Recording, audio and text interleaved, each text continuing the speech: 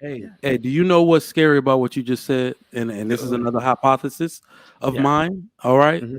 It seems to be really easy to substitute a man's emotional and sexual need for a woman with technology. It seems Hmm. extremely easy to do so. But you cannot supplement a woman's emotional need for a man. In fact, it's even represented in lesbianism. It's called lesbian bed death. A woman that was once with a man or once like men, then turns over to women just feels like something's missing. She can't really get it. It's because they have an emotional need for bonding with a man, and that's not easily replaced by technology. That's Yeah. why they don't make much stuff for it. It's tested that women don't really get stimulated from the male versions of robots and all that type of stuff. So that's going to be Yeah. really interesting. So I'm so glad I let you go first, Chaotic, because those robots already exist, are already on the In market. Japan, yep. People are already buying Oh, them. in Japan. That's right. Yeah, that's Yeah. right.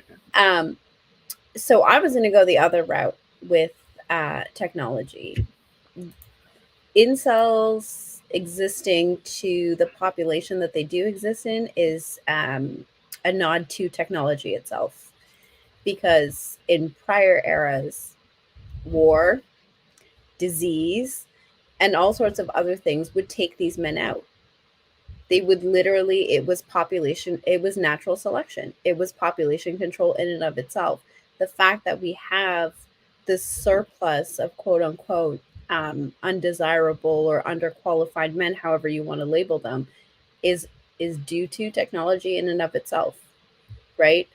There are just that many more people in the world, which means there are that many less jobs. And with technology advancing, that number is increasing as well, right? And yes, in North America, that's taking the majority of women's jobs, but in other parts of the world, it's equally men's jobs, right? So as this kind of continues, I think it will be really interesting to see how society kind of resets, because I don't think the sex robots are going to be enough, because we can talk about how an AI robot is going to substitute a woman, but the reality is you're not getting the feminine energy from an AI robot. You're not. You're not getting the human interaction, the human connection. It's a great substitute. It's a great placebo. It might subdue people for a certain amount of time, but what it doesn't do is get rid of the red pill rage. It doesn't get Shit. rid of the entitlement that people have towards other people. It doesn't get rid of having children and building legacy. It doesn't get rid of a social status. It doesn't get rid of a whole lot of other things, right? And that's where I think it will become a clash. It'll be the thing that creates a whole different class of whether you're able to attain a woman or whether you have to self suffice with an AI. Well, it'll get rid of the awkward conversation when I tell her ass to leave. It'll She it'll blows get your rid of house the up. it'll get SPD, rid of the talking back. SPD. It'll get rid of the ridiculous arguments. And in regards to having a family, I mean, they're already working on an artificial womb. Like shit, might not need you. Yeah. I'm This. just saying, might not need you. Yeah. In this. I respect your opinion and perspective, but I feel like you're not. I mean, you're not a man. Men after a certain age, we kind of don't get off of a woman's energy. I mean, at least that doesn't. Yes, I was madly in love when I was in high school and in college, but now marriage is just practical. It's like going to work every day. I'm not gonna lie to you. I don't want to be. I'm gonna be brutally honest. A lot of times I gotta agree with AP. After that post nut clarity, hey man, that's that. You can go on about your business now. And a lot of women don't know that. And it's the truth that AP. He's right. Now in this. So and then a lot of men don't even want to have children anymore in that. So they're not really worried Mhm. about, oh, let me really have sex with a woman so I can have children. It doesn't work like that. So So I find that, sorry, Marcus, give me 1 second. Oh, go ahead. I find that incredibly disingenuous. And this is why. Okay. There is a plethora of sex workers that exist where you don't have to have that conversation. You don't have to fit the bill for dinner. You don't have to, tell her when it's time to leave. You don't have to have her stick around. And yet, men are still opting to choose women who are not sex workers, engage in these dynamics where you're pulling more than just sex out of that woman. You're pulling emotion, you're pulling connection. Not to mention, even if you want to stick to just the sexual interactions, there's a reason strip clubs sell.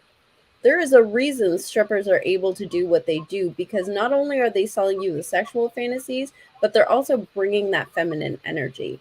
I think it's so disingenuous that when you get comfortable in a relationship and you start taking for granted what it is that woman brings into the relationship, to now say that that no longer has value because it's not shiny and new anymore. It doesn't mean that it isn't still showing up. It doesn't mean that it still doesn't have purpose. It doesn't mean that it still isn't functional. You're just accustomed to it. And that sounds more like a you problem than it actually serving a purpose. See, I'm not gonna discount what you're saying, but if I can order me a squirt Virgin 2000, I'm gonna be good. Like like I'm just saying, like, I don't have to work for it. All I got to do is pop, pop, bam, there it is. All right, then I can put it back in the closet and get it out when I'm ready to go again. Hey, Yeah, can like we what? put a shout out to Anthony Brian Logan in the house? Oh, ABL is here. Mm-hmm. Yeah. All right. So what I was gonna say is, I'll so go all after the stuff you listed, Enos, it's the thing that men, when they say, what do you bring to the table, if they never experienced it before, it don't seem like it's real.